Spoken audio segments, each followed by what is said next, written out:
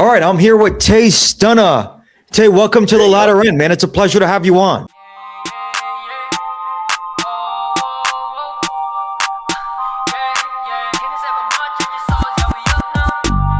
Times up, we kicking. One shot in his life, one shot, yeah. And I know that sneak dissing, yeah. Is this really overpriced?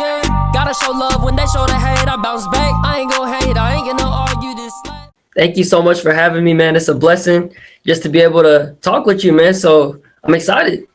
Yeah, I'm extremely excited too. I think it's pretty fair to say that you are one of the hot commodities, young Christian hip hop artists that are coming up in the game right now. And I've seen a lot of things on your social media of you getting the chance to collaborate with big artists in that space. So it's a joy to have you on. Thank you for your time. It's a blessing, man. Glory to God, man. I did not know I'd be doing podcasts like this too. So it's honestly, it's a step ahead, you know? Yeah, for sure, man. It's a pleasure to have you on. How's everything going with you? Oh, it's going great, you know? We got big things coming actually. 2024, going into 2025, like, I'm like, how am I supposed to plan this? And so I made a plan, make an album with all my favorite artists. And that thing popped. That thing went crazy good. And it ran up numbers. And like it caught the attention of a bunch of people. And that's how it spiked up my listeners. So what happened was I was at 400 monthly listeners, even 300, bouncing in between that. And what happened was I was thinking I need to do a change. I can't be in 300, 400, right? So I kept making videos. I kept making releases, and in the album, like I dropped it, it started popping. And since I had all my favorite artists in there, their fan bases started tapping in. And then now I'm at 6,000. Actually, no, I'm at 7,000 right now, 7,000 monthly listeners. And like, I remember when I just first wanted like 800 monthly listeners, 1,000 monthly listeners, and like God exceeded my expectations. So glory to God, right? When you put him first, like everything will go on the line. You know, it's not about the numbers, but when you put him first, like things will start to happen that you don't expect, you know? Yeah. And it's crazy because I was thinking like, this is going to be the year, 2025 is going to be the year. And it happened. And I'm thinking like 2026 is going to be better. Like I'm thinking like the album I dropped that went crazy. It's called Prosper. I was thinking like that was good. But like now I'm thinking like that's nowhere as good as my future album that's coming out end of 2026. And I'm making songs with, you know, some of my favorite artists that I'd never think I'd make songs with. One of them being Minnick. And he's crazy because like if you've seen everything he's done, Rolling Loud performances to countless reels that went viral. He has 400K followers on Instagram. Jeez. He's crazy. So it's not only did I have a song with him, but for the last 2 years I've been building a relationship with him, a connection. And not only has he been like a great artist to look up to, but he's been a mentor. Like he's been putting me on the game. And it's just like at the age of 15, I was already getting advice from him. And I'm like, that's my favorite artist. And I'm already getting advice from him. Like I was just talking with him yesterday. Like we joke around too. It's like, I have his number at the age of 15. It's like, we talk back and forth already. Like that's the dream, you know? And it's especially having a song with your favorite artist and getting mentorship from them. That's just crazy, you know? So glory to God that happened. I still don't know how that happened, but it's crazy. Yeah, that's amazing. That's amazing. And he's clearly has a massive presence. He's a big artist in the Christian hip hop space. So congratulations. That's amazing. I know that you've kind of have given us a bit of a background about where you're at and some of the major developments, but can you just tell us a bit more about yourself, Tay? This is how I want to commence the podcast, by you kind of just telling us a bit about yourself and where you're from and what inspired you to not only get into music, Tay, but to get into specifically Christian rap. Absolutely. That's a good question. So I'll start off where I'm from. I'm from Dublin, California. I consider it the Bay Area, but some people don't. I'm originally from Antioch, though. I was born in Antioch, lived there for a few years, and we moved out here. And I like it here. I miss my Antioch house. It was nice. But I'm just happy, you know, where it's taken off. So I started music during the pandemic. I always had like a thing with music, right? So it started during the pandemic. And what happened was I was just hearing all these songs. I'm like, this is dope, right? And then I started trying to make my own stuff. It was not Christian. There was some cussing in there, obviously. This was before I was considered saved. This was before I really just got to accept Jesus, because I grew up Christian. I grew up in a Catholic household. But I never really knew the meaning of what the gospel was. So I was just doing whatever. And I had a longing in my soul, like something, I'm searching for something, but I don't know what it is, right? So I'll go to that first, my testimony, right? Ever since elementary, I had like a longing in my soul. I didn't know what it was. And I have a song called My Testimony in my Prosper album. And it's basically my testimony. You know, I was searching, I had a longing in my soul, but I didn't know it was him working. That was the lyrics. And I was afraid to die, like, even though I was young, because where would I actually go when I end up dead, right? So I found out the gospel in 8th grade. And in 8th grade, I remember vividly, I got saved in my room because I was always trusting myself to get into heaven. Like, I always knew, like, Jesus died for my sins, but I didn't know it was enough. So, like, to these viewers that don't know the gospel right now, let me share with you, because this is why I make music. The gospel is simple, and I'll say it in John 3:16. You know, that's the verse. For God so loved the world that he gave his only begotten son, that whosoever believeth in him should not perish, but have everlasting life. So I knew that verse, but I didn't truly know it. You know, I thought, you know, Jesus died for my sins, but it wasn't enough. And, you know, what he did was great, but you still have to do some good things. You still have to do this and that to get to heaven, and heaven's not promised. You know, if there's one thing I learned, heaven is completely guaranteed to anyone who puts their faith in Jesus. Anybody, like, you could be a murderer, you could be a thief, but if you turn to Jesus, he will clean you from the inside out. You'll be forgiven. And when I started making music, like I said, it wasn't Christian at all. And then I started coming across Christian rap, and I'm like, this is dope. Let me switch up the thing. You know, I also started making music before it was Christian music. I made a few songs with like some old friends of mine, and like, you know, they're old friends. Like, the way we were rapping and stuff, it wasn't good. And then, like, we just had a fallout. But I started making Christian music because I thought it was dope. Came across some artists like Caleb Gordon, No Big Deal, Lecrae. It was dope. Yep. And then even Miles, you know, Miles Minnick. And yep. I didn't even know how to make a song with them. I was just listening to him like, yeah, this guy's dope. And then I started making Christian music. It started going up from there. And then, like, now I see the sky's the limit, because everything that's been happening is crazy. Just to have a little bit of fun with this and so we can get to know you a bit, I'm going to start off with a quick rapid fire. I'm going to ask you some questions, really simple questions. And, you know, I just want some quick answers from you, and then we'll get into the longer form stuff. First question is, what's your favorite food? Sushi. It's got to be sushi, bro. I'm telling you. Sushi's good. Best place to eat, Tay, in the Dublin, Pleasanton area. Favorite restaurant? Okay, I'm going to be honest with you. This is so easy. It's called the East Bay Buffet. It just opened. They got sushi there. It's all you can eat. It's that place slap. That place smacks. Never mind, I'm from the Bay Area. I got to say food smacks. Food smacks, music slaps. I've seen that debate on social media, Tay. Favorite Bay Area artist? And I know you mentioned Miles Minnick. Is it Miles Minnick? It is Miles Minnick, but I do get my inspirations from other Bay Area artists. Like, and they're not Christian, they're secular artists. But here's the part where I got to explain, you know? Yeah. I study them so I could bring that into the space, because I'm going to be honest, our genre is growing rapidly. So you got to find ideas from other places, you know? And it's not like you listen to it because you agree with what they say. Like, oh yeah, I support this, I support that, you know? An example I really like is La Russell. I did not know who he was until I saw him make a song with Miles. And I'm like, this guy's dope, you know? The sound I'm really trying to go with, this guy's not a Bay Area artist, but he's pretty well known in the Bay Area. His name is Nueve Leo. I think he comes from like SoCal, and his music's pretty dope. And I try to study him. I try to study aspects of him, because I'm going to be honest, I'm trying to sound like that, but in the Christian space, because no one sounds like that in the space we're in.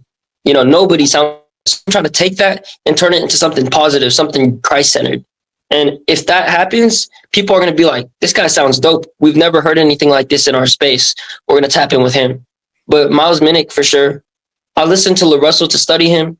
I listened to Nueve Leo to study him, you know. But besides that, it's just Miles Minnick. Like, Yeah. I've been listening. Like, if I'm talking about playlists and stuff, it's got to be Miles Minnick. It's got to be my homie Lil Dre Day. Shout out to Mikey So Christian. Like, those people, like, they're dope. Dream collaboration. Miles Minnick, and it's happening. It's releasing next week. Yeah, it's happening. Oh my real time, goodness, man. I'm excited for that. God bless. Oh, Man. That's amazing. 2 years in the making. How about studio or live performance? Live performance for sure. Yeah. You know, I've seen clips of you going live. You go pretty hard, man. Thank you, man. If you can have a 30-minute conversation with anyone dead or alive, who would it be? I'm gonna be honest. I already talk with this person every day. I say Jesus. Like, I pray to him. I pray with him. I talk with him. But like, just seeing him in person, speaking with him, that's gonna happen one day. I know that. But definitely Jesus. Faith or fear, Tay? Which one drives you more? That's a good question. That's a great question. I'm gonna say the unexpected answer, fear. Because fear is like, I would say fear drives you into faith. Yep. I mean, they're kind of inextricably attached. Yeah. So fear drives you into faith. And what this is like, it's like when I'm not doing enough, when I don't feel like I'm doing enough, or like I'm taking a break, or when I'm lazy, like, you got to get on this. Like, this release is big. I got to start promoting it. Then I'm like, that's true. I got to do that. And I got to step out in faith. So I'd say fear, because fear drives you into faith. How does growing up in the Bay Area, Tay, shape your sound or mindset? I love that question. It shapes how I am, shapes who I am, because this is where I'm from. You know, this is the soil, you know, the Bay Area. It shapes how I sound, because hearing all these artists, La Russell, Pilo, all of these guys, right? It's an inspiration to turn something negative to something positive. You know, their music, you know, I wouldn't say talks about the best things, but you could take what you know from it, like the sound. You could take the flow. You could take the beats. Yep. You know, I'll hit up my producer like, hey, bro, if you make a beat like this, that's going to slap. And he's be like, yeah, I got you. So I would say it helps me because it influences me who I am. This is where I'm from. You know, I love the dances. I love the hyphy movement. I love all of that. But I like to turn it into something Christ-centered, you know? I think that it kind of goes back to what I alluded to earlier, and you seem to agree with, and I don't want to take words out of your mouth, but just from just sonically speaking, Tay, as a musician, there's just, you know, there's going to be some things you can take sonically from secular music, even in spite of the fact that you don't agree with the lyrical content or the messaging. And that opens up a very nuanced conversation as, you know, to the messaging in hip hop. It's important to study the secular, because if you have like just one type of flow that sounds similar to every Christian artist in the space, the genre is never going to reach more people. It's never going to reach, because here's the thing. I make music for Christians, but I also make music for people that aren't Christian. I want people to hear it and they'd be like, this song is nice. And they'd be like, this is Christian as well. I still like it. I'm going to add it to my playlist. And why that's important is because the people that don't know Jesus, if they come across my music and they keep hearing it on a day-to-day basis, they'll eventually be like, who is this Jesus guy? Let me tap in more with this. Let me start reading the Bible. Let me get into it more. And that's what it is, you know. You know, we're called to plant seeds into people, you know. And there's a quote I heard. I forgot where I got it from, but music is the only thing that doesn't ask for permission to enter your body. You hear it and you remember it, plants a seed into you. So why can't you plant it something Christ-centered? Why can't you do that for God? You know, people are going to be like, this song is good. And they're going to keep listening to it. And they're like, it's talking about God. It's talking about Jesus. Let me find out more about who Jesus is. And then hopefully they get saved, you know? And I think that some people have this notion that, oh, it's Christian hip hop. It's like, it's different. It's this and that. But like really the difference is, of course, the lyrical content and the messaging. But sonically, you know, they're rapping like very much like the secular rappers. It's like, true. I hear you, Tay, and I've heard your music. I really like your music. I hear this new age, very melodic. You're banging out the melodies, and it's very similar to, you know, of course, you have your own original twist too, and that's what makes you a special artist. But it's akin sonically to these, you know, newer hip hop artists that aren't Christian rappers. Yeah.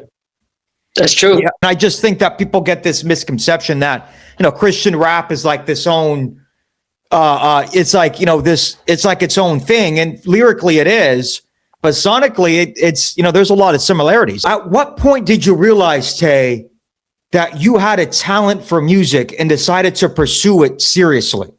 I know I had talent for music when people from my school, they started like tapping in with it. Like, this is kind of cool. This is chill. This is dope. And then that's when I decided to put my stuff on Spotify, on all streaming platforms, right? And that's when I started taking it serious, when I put it on all streaming platforms. And what happened was people were like, this is nice, this is dope.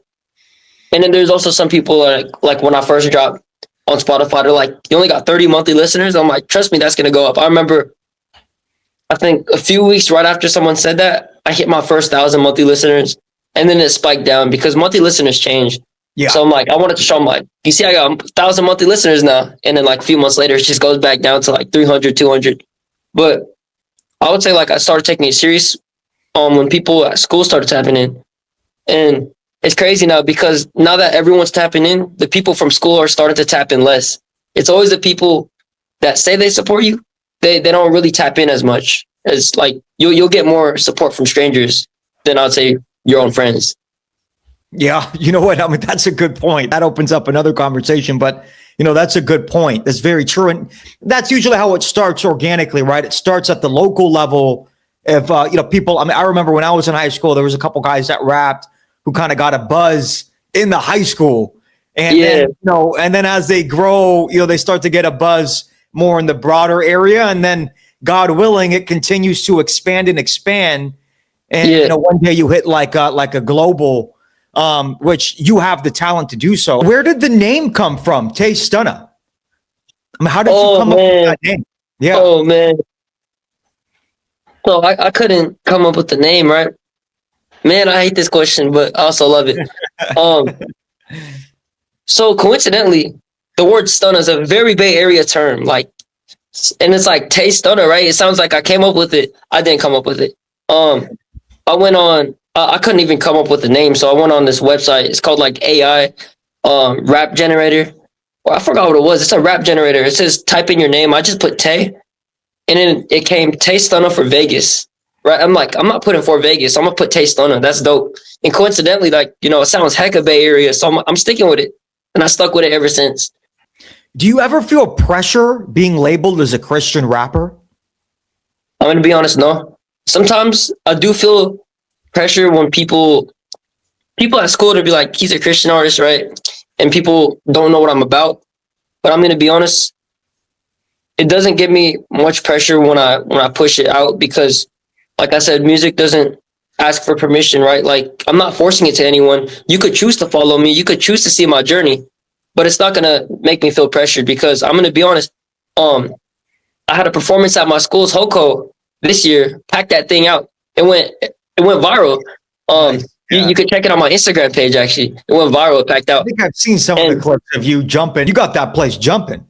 Yes, sir. Yeah. So I would say it doesn't get me pressured. It doesn't get me pressured at all. But when I'm performing, that's a different story. Like at the HOCO, yeah, of course I feel the pressure because everyone's there, the whole school's there to see me perform. It's crazy, man. So that's the only time I'd feel pressured, when I'm performing in front of the school, Yeah, it's just nerve-wracking, right? I bet there's always going to be those nerves, and that might not ever go. You just learn to deal with it. And then once you start, I'm sure most of it just is like water off a duck's back. Yep. Yeah. Yeah. Absolutely. That's what it is. It's just always right before. It's the anticipation, It's the excitement. 100%. So what's been harder, Tay? Making music or getting people to hear it? And what's been your strategy to get your name out there outside of just making quality music? Was harder making music or getting people to hear it? Yeah. I feel like I'm balancing the both pretty well because I already got songs. It's not like you make a song and then you schedule it for next week, make a song, because if that happens, you'll just experience burnout, right? So what I did is I make a bunch of music and I schedule it. I already got songs scheduled for deep into next year. So I'd say the making music part isn't that hard. I'm saying getting people to listen to it probably is harder because, I'm trying to reach 10K listeners. I was at 10K like earlier this year, but it dropped because right when I reached like the 20K mark, I'm like, I don't got to drop for a while. I'm good. But that's when I realized that's when I had to start heavy pressing, because when you're at your peak, that's when you start pushing more, So I would say getting people to listen, because I have all the music, all the songs. I'm dropping them back to back. It's just up to people if they want to hear it. And what I got to do is I got to promote it through like Instagram Reels, through TikTok, through YouTube Shorts, whatever platform. And that's what is more important. Like, it's harder to get people to listen to it, but at the same time, we already have like a bunch of people listening to it, which is a blessing. Yeah, and I think, as you said, once you had that 20K, like I agree with what you've realized now is that, that's when you have momentum, and that's when you keep going, you keep that foot on the gas to, so that momentum doesn't get quelled. And then, and that momentum will build up like it's like analogous to a tornado that just builds and builds. And so, yeah, I think keeping the foot on the gas, I mean, even in, and that can be extrapolated out, even in business, once you get a few clients, you keep that thing running, and you keep it going. And it's not easy to get a following in music. Obviously, you have a talent, so you're going to get a following. You already have one, and you'll continue to grow it because you're very talented. But even I've seen people who are talented, Tay, who just struggle with social media marketing. They struggle with adequately getting their stuff in front of the right audience, and they don't see a lot of growth. And when you listen to their music, you're like, damn, they're pretty dope. They got a good ear. Absolutely. Yeah. So, so that's kind of where that question, so I guess to ask you, Tay, like, I mean, what's your approach on, from a marketing standpoint? Is it really just predominantly social media marketing and pushing that? I would say it's mostly like content and stuff, because that's how you push your song out. That's how you get people to hear it. And I'm starting to, like, when the Miles song drops, which is January 9th, right? That's about to go crazy, right? Because I'm thinking not only is it going to have momentum from Miles' fan base, but it's also going to have momentum from my fan base. And it's also going to have momentum because Spotify is going to see like, oh yeah, Miles and Tay Stunna's fan base together. And I'll be honest, most of his fan base is like my fan base, because he low-key put me on. He started talking on radio stations. He started shouting me out on radio stations. He shouted me out on his live. Shouted me out at a live show a few times. It's crazy. So that's how I started building my following slowly. And then I just built off of that. So like, I'd say like, there's a lot of people from Miles' fan base that know about me. So I'd say like, the marketing side is definitely hard, but you have to be consistent, because that's a problem that I have. Like, I could be bigger than I want to be, but I'm not consistent enough. I started posting reels every day again, and I'm dropping music every 2 weeks starting like October, and it's going good. It's going great, but I got to stay consistent at that, especially with shooting content for the songs I'm dropping. Yeah, I mean, consistency is one of the foundational pillars from which you can even begin to grow. Like, that's just, that's one of the things that just is indispensable. It just has to be there. And then, of course, there's some other factors that come into play. But yeah, no, consistency on social media, Tay, that's a massive component. So what are your plans moving forward in the music industry? Like, what are some of your near-term goals that you're looking to accomplish? Now we're heading into a new year, Tay. I know you mentioned you got a big song dropping January 9th with a big Bay Area artist. You've built a good rapport and relationship with him, it sounds like. Just what are your plans coming into the new year and just in the near future? Okay, great. My plan is to get that Miles Minnick song to go crazy. Like, I'm planning to spend money, run ads, do everything behind it, because people already know who Miles is, but they're gonna be like, there's a random 17-year-old making a song with Miles. I gotta tap in with him, and they're gonna start messing with it. They're gonna start following me, and that's how it's gonna grow even more. I guess like the main goal is to reach over 10K monthly listeners again, but keep it consistent, because I could be at 10K for like 2 months, 3 months, but if it falls back to 8K or 7K, then it's not, there's no point, right? So I got to stay consistent. Right when I reach 10K, that's when I got to be the most consistent.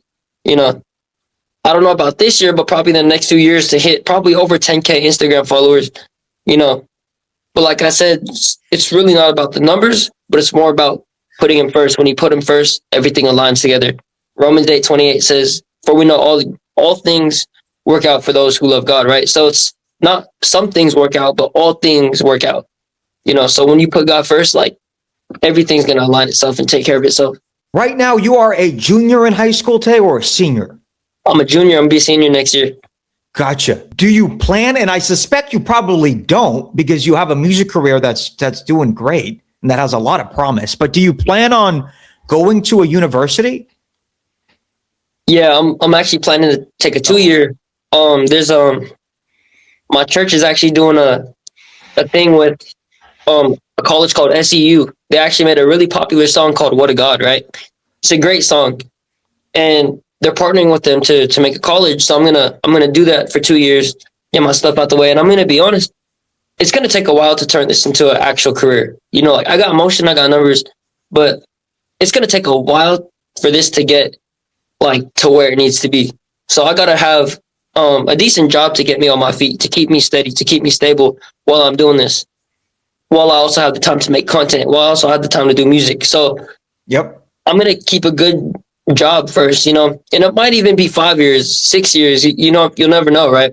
It's up to what God plans it to be. But I want to see, the music impact souls first before it reaches more people. Because it's already, you gotta expand out before you expand up.